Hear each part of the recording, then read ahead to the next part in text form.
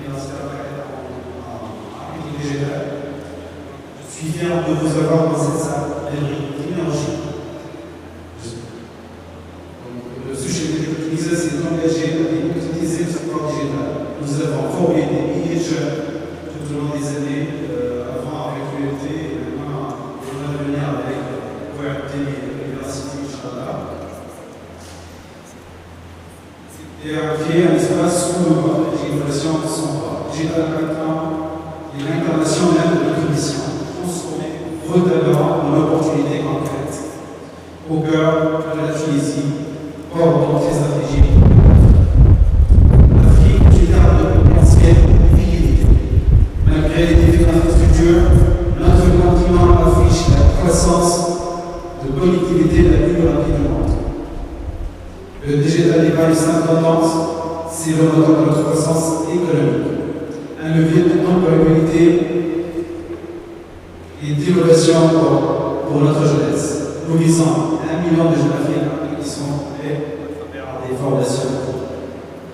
Ce programme est conçu pour vous, des ateliers, des prises de parole, speakers, partage d'expériences, d'entrepreneurs, et selon entrepreneurs. D'avenir et entre vos mains. Saisissez cette opportunité, car comme le disait si bien Nelson Mandela, cela semble toujours impossible jusqu'à ce qu'on le fasse.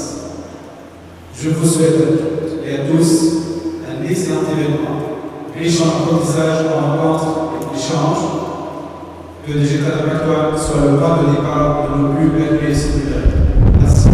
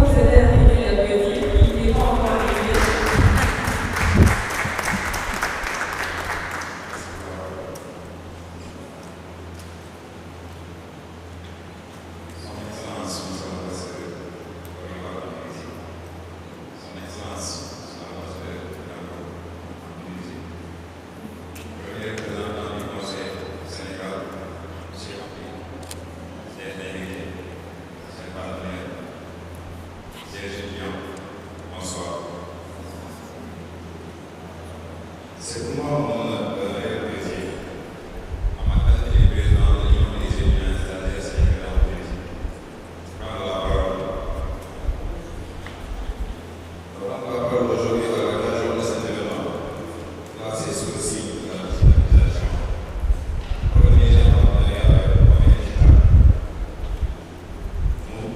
Nous vivons une époque marquée par une profonde transformation. Le numérique n'est plus une simple outil, mais c'est devenu un outil de vie, un moteur de croissance, un facteur incontournable de compétitivité. À l'occasion de cet partenariat, nous voulons envoyer un message fort aux étudiants africains. On ne doit pas seulement être des consommateurs digitaux, mais aussi des créateurs, des innovateurs, des acteurs du changement.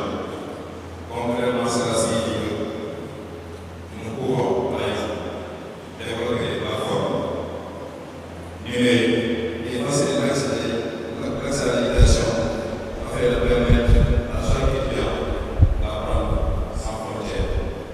Cela veut dire aussi lancer des solutions digitales pour accompagner nos entreprises à offrant plus de visibilité, plus d'efficacité et plus d'opportunités sur le marché. La digitalisation, c'est donc transformer notre savoir en compétences et nos talents en opportunités, accessibles et visibles au-delà des frontières. C'est un moyen de créer des solutions adaptées à nos réalités africaines, d'améliorer notre quotidien et d'ouvrir une voie à de nouvelles perspectives économiques et professionnelles.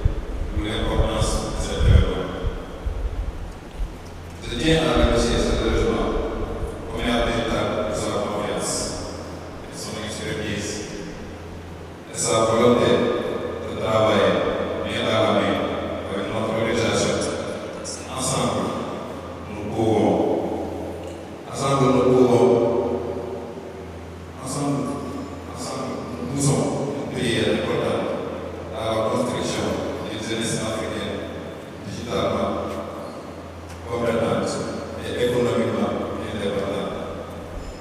Enfin, je lance un appel à tous mes camarades étudiants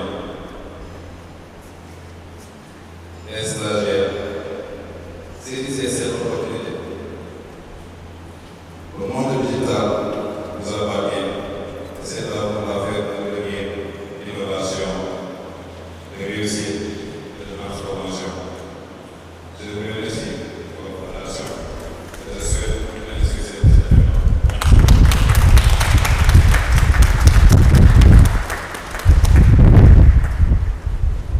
Nous souhaitons débuter officiellement notre événement. Et avant ça, je voudrais m'assurer que tout le monde est là. Excellences et messieurs les ambassadeurs et chers représentants des ambassades, nous vous prions de vous joindre à cette dynamique jeune à laquelle nous sommes habitués de communiquer. Peut-être que vous n'êtes pas encore habitués. C'est tout simplement, nous aurons un mot de communication. C'est que lorsque je dirai digital, pour m'assurer que tout le monde est bien là et que vous êtes avec nous, vous répondrez par impact. De ce fait, c'est très nouveau pour vous, je suis sûre, mais nous vous prions très respectueusement, si possible, de vous joindre à nous dans ces élans. Alors, on va faire un essai. Digital. Digital. Je pense qu'on peut mieux le faire, n'est-ce pas? Digital. Digital. Nous débutons officiellement notre événement avec notre premier orateur du jour, qui est un développeur web et freelance. Il est l'exemple parfait d'un professionnel qui tient pleinement parti du digital. Il accompagne aujourd'hui des nombreux indépendants, entrepreneurs et petites entreprises dans leur transition numérique. De la création des sites performants à la mise en place des stratégies de visibilité, en passant par l'automatisation, les tunnels de conversion et l'acquisition des clients à grande échelle, il propose des solutions concrètes et adaptées. Aujourd'hui, il nous parlera de comment attirer ses premiers clients en ligne et générer ses premiers revenus. Mesdames et messieurs, veuillez accueillir comme il se doit, Monsieur Moulouba Marvé.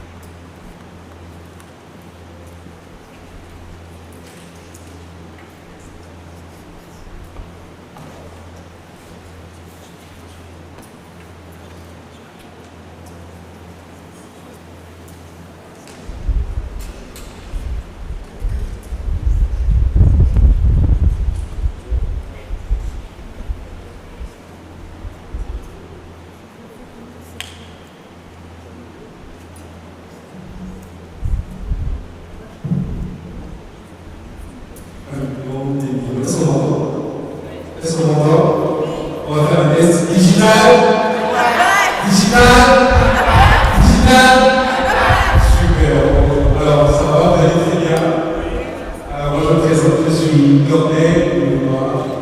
Je suis développeur WordPress et freelance, j'accompagne les entreprises, les indépendants. La stratégie digitale consiste à la mise en place des sites web performants et compétents. J'accompagne aussi d'entrepreneurs qui veulent automatiser les différents process qui sont à disposition et est-ce qu'on est là? Est-ce qu'on est petit à la web de la main comme ça pour bien sûr les connaître tous présents? Alors cet après-midi, je vous parlerai de comment attirer ce premier client et générer ensuite ce premier revenu. Est-ce qu'on est prêt pour apprendre comment attirer ce premier client et générer ensuite ces premiers revenus? Mais avant de commencer ce réflexion, est-ce qu'il y a ici des gens qui sont porteurs d'idées, de projets, qui ont une compétence? Est-ce qu'il y a ici des gens qui sont comme ça, qui sont porteurs d'idées, qui ont des projets, qui ont une compétence, qui souhaitent offrir à les personnes, est-ce qu'il y a des gens comme ça, quand je souhaite de la main, je vous vois. Ok, en tout cas, la majorité de la salle a au moins une idée. En tout cas, je vais partager des stratégies que j'ai personnellement appliquées dans mon parcours pour pouvoir avoir des clients et générer mon premier revenu. Alors, très rapidement, on va commencer par la première étape. Elle va consister à trouver et à comprendre mon client idéal. Les gens vont commencer, je dirais, si comme base, c'est que vous pouvez avoir le meilleur produit du monde, le meilleur concept à proposer au monde. Mais si vous n'avez pas les clients, et par votre produit reste à votre niveau et c'est la personne. La raison pour laquelle nous, entrepreneurs de l'existence, c'est parce que nous souhaitons répondre à des besoins que les personnes connaissent pas. L'entrepreneuriat, c'est le fait de créer un produit qui répond à un besoin. Et vous savez, je vais avoir le savoir-faire, mais si je manque le savoir de faire connaître mon produit, mon service, il ne servira à personne, et je ne pourrai pas générer le revenu. Donc la première étape pour une personne qui aborde le projet, pour une personne qui a un concept à proposer, pour avoir l'activité client, c'est de comprendre et de trouver son client idéal. Mon produit parle à qui? Mon produit est destiné à qui exactement? Écoutez, votre produit, votre projet, votre service n'est pas forcément vu à tout le monde. Vous comprenez avec moi, votre produit, votre service n'est pas forcément destiné à tout le monde. Vous devez comprendre à votre entreprise que le produit que vous avez est pour une cible bien précise. Et la première démarche pour tout entrepreneur, c'est de détecter, c'est de comprendre c'est qui cette cible, c'est qui son client idéal. C'est bon? On est là, on comprend? Super. Alors, il y a des questions à se poser pour pouvoir connaître son client idéal. C'est ses clients, c'est quoi son profil, c'est quoi son âge, c'est quoi son métier, c'est quoi son sexe, son statut, c'est quoi le style qu'il a, c'est quoi son rôle dans l'achat. Et savoir aussi où se trouvent les clients. Est-ce que le client est en ligne, il est sur les réseaux sociaux, sur le forum, sur une plateforme hors ligne ou en ligne. Aussi, c'est la question, c'est quoi le problème que je résous auprès de mon client? Parce que le but de l'entrepreneuriat, je l'ai dit tout à l'heure, c'est de répondre à un besoin, de résoudre un problème. Alors, tu vas comprendre quel est le problème que je résous auprès de mon client. Quel est le frein qui l'empêche d'avancer? Et quelle est la solution qu'il envisage de proposer à mon client pour le soulager? On va prendre un exemple après pour vous bien expliquer cela. Alors, ici, je vais vous montrer un exemple d'un ciblage idéal. On a un entrepreneur ici en Tunisie qui a commencé à proposer des services d'accompagnement des étudiants de la rédaction de l'RPFE. Et cet entrepreneur se pose trois questions. C'est qui la cible? Sa cible, c'est les étudiants en fin des cycles licence, master ou ingénieur. Quel est le problème de sa cible? Sa cible manque de temps pour écrire son PFE. Sa cible a des difficultés méthodologiques pour réaliser son PFE. Sa cible a des blocages réactionnaires. Sa cible a manqué de réactivité de la part de son compagnon. On a posé à tous ces personnes, rédiger un PFE, le compagnon n'avait pas le temps de répondre. Du coup, on se retrouve quelque part seul dans la rédaction de notre PFE. Alors, celui qui veut proposer un service doit détecter le problème que fait face sa cible pour mieux répondre, pour mieux communiquer à son client. C'est clair? On le comprend? Super. Alors, quelle est la solution que je propose pour un entrepreneur? Un entrepreneur propose un accompagnement méthodologique, un coaching personnalisé et un suivi pour un PFE réussi. On a vu le process. Trois questions à se poser. C'est qui le client cible? C'est quoi le problème et quelle est la solution que je propose à ces clients cibles? Quand on commence dans l'entrepreneuriat, on commence à dire qu'on va communiquer sur les réseaux sociaux. Il y a des questions qui se posent au préalable pour pouvoir bien connaître et comprendre sa cible. Plus vous connaissez votre cible, plus vous pourrez mieux communiquer avec elle. Amen. Écoutez, votre produit ne parlera pas forcément à tout le monde. Vous comprenez? Votre produit ne parlera pas forcément à tout le monde. Votre produit n'est pas forcément aux besoins de tout le monde. Les produits sont destinés aux jeunes, aux personnes âgées, les produits sont parle forcément aux personnes qui veulent faire des études, aux personnes qui veulent aller à l'hôpital, qui ne sont pas intéressées par l'université et ça. Donc c'est très important de comprendre et répéter sa cible idéale. Dans la seconde étape, une fois qu'on a pris, on a détecté sa cible idéale, nous allons maintenant construire une présence en ligne crédible. On va construire, ça a été écouté. Un homme a dit une fois, si vous n'existez pas en ligne, vous n'existez pas du tout. Quel que soit votre projet, quel que soit votre concept, si personne ne vous connaît en ligne, vous n'existez pas du tout. Le meilleur concept du monde, le meilleur projet et le plus flanc qui répond aux plus grands besoins de la terre. Et si personne ne vous connaît, votre projet ne sert à rien, il ne faut pas générer Alors, il y a 3 éléments essentiels pour pouvoir bâtir une présence en ligne solide. Premier élément, c'est construire une offre claire. Définir une offre claire. C'est quoi votre offre?